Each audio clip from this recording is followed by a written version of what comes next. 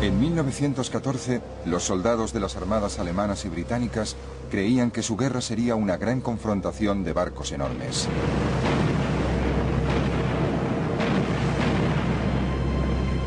Pero en toda la guerra hubo solo un enfrentamiento naval. El resto de la guerra naval fue muy distinto de lo que se esperaba. Fue una guerra dominada por una nueva arma, el submarino. Los submarinos eran horribles, muy pequeños y muy vulnerables. Fue una guerra de bloqueos y hundimientos a gran escala, y que antes de la victoria final fue fuente de desengaños y desastres. Sobre todo fue una guerra de innovación y avances tecnológicos sorprendentes, desde los cielos hasta la profundidad de los océanos.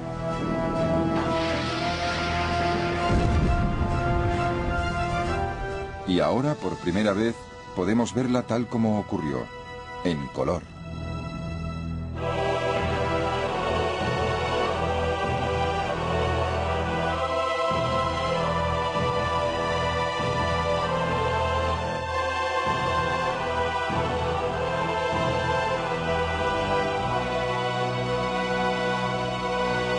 Primera Guerra Mundial en color. Asesinos en el mar.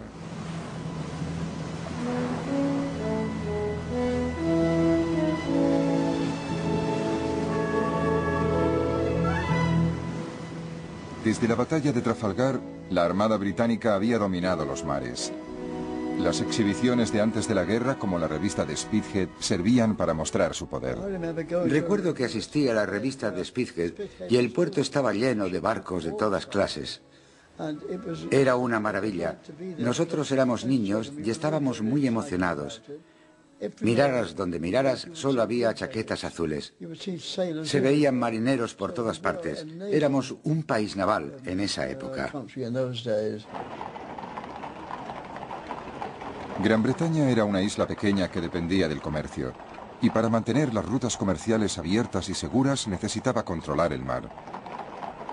Pero en la década anterior a la Primera Guerra Mundial, la supremacía naval británica se enfrentaba con otro desafío. Desde que se había convertido en emperador de Alemania en 1888, el Kaiser Guillermo II estaba decidido a construir un imperio de ultramar para competir con otras naciones europeas. Para lograr su imperio tenía que crear una armada. Las ambiciones del Kaiser y la decisión de Gran Bretaña de mantener la supremacía en el mar llevaron a una carrera armamentística naval muy costosa. La base de esa carrera era un nuevo tipo de nave de guerra diseñada por los británicos, construida por primera vez en 1905. El acorazado. Eran barcos enormes y superaban en armamento a todas las naves anteriores. El acorazado introducía dos cambios fundamentales en la tecnología de los barcos de guerra.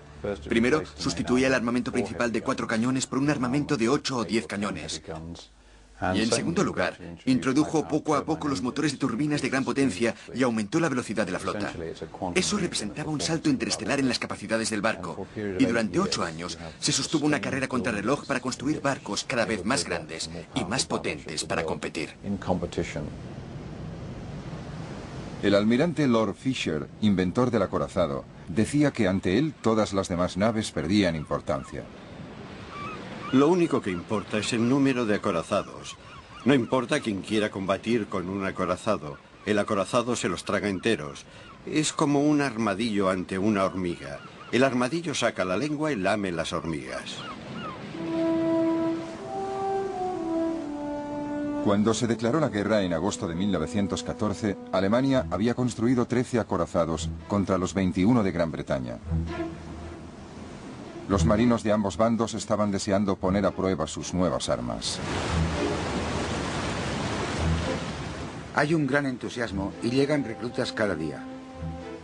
Ojalá la flota alemana salga al mar. La borraríamos del mapa en 2 minutos. Fred Bundy era un cadete de 15 años cuando estalló la guerra.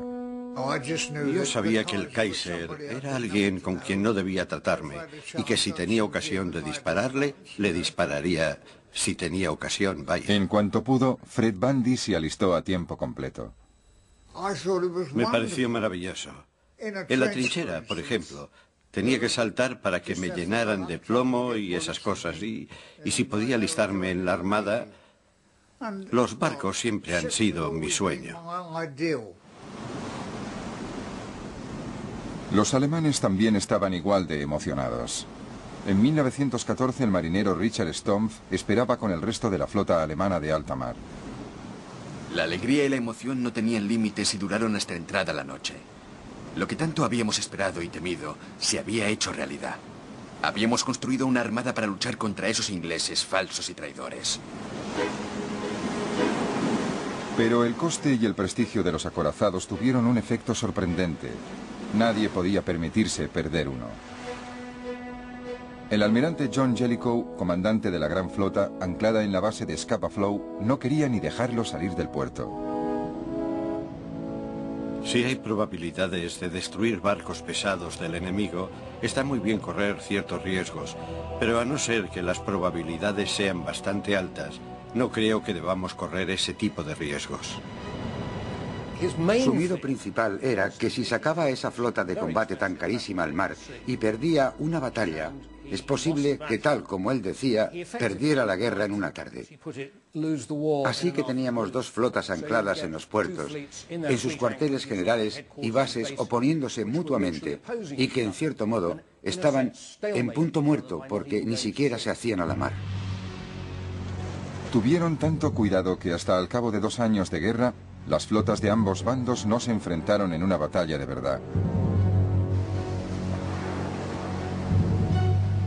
Mientras los acorazados se quedaban en el puerto, el resto de la Armada Británica se dedicó a matar de hambre a Alemania organizando un bloqueo y cortándoles el comercio con el mundo exterior. Dado que tenían una flota mucho más grande de cruceros y destructores, los británicos pronto se hicieron con el control del Mar del Norte y consiguieron interceptar todos los barcos mercantes de los países neutrales que se dirigían a puertos alemanes. Los británicos sencillamente anclaban el barco neutral en uno de sus puertos y compraban el cargamento para su propio uso. Los neutrales no se disgustaban demasiado. Se reducía el tiempo de viaje, volvían antes a casa y les pagaban todo el cargamento. Nadie se lo tomaba mal, solo los alemanes. Los marineros alemanes tenían que conformarse con ver cómo la superioridad naval permitía a Gran Bretaña habituallarse para la guerra, mientras su país tenía que sufrir. Cuando veíamos la cantidad de barcos que llegaban a Gran Bretaña, cuando veíamos cómo se esforzaba el enemigo en importar desde todos los puntos del planeta los materiales que alimentaban sus energías para luchar contra nosotros, es como si viéramos nuestra sentencia.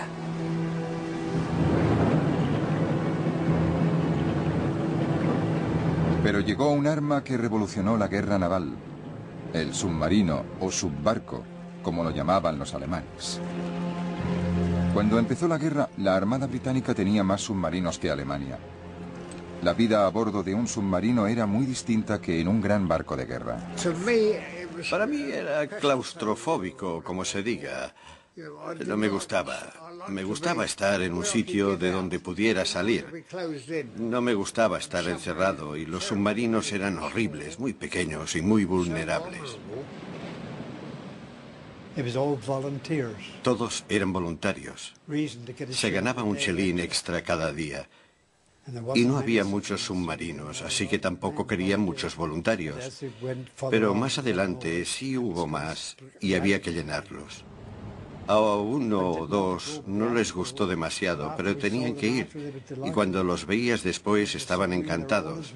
En los submarinos van todos a una, ¿me entiendes? Aunque tú seas el teniente y yo el fogonero, los dos tenemos que colaborar porque si te dan, tienes que saber lo que se ve en un submarino. Los británicos usaban los submarinos para patrullas de apoyo de la flota de superficie. Los submarinos alemanes tenían un propósito completamente distinto.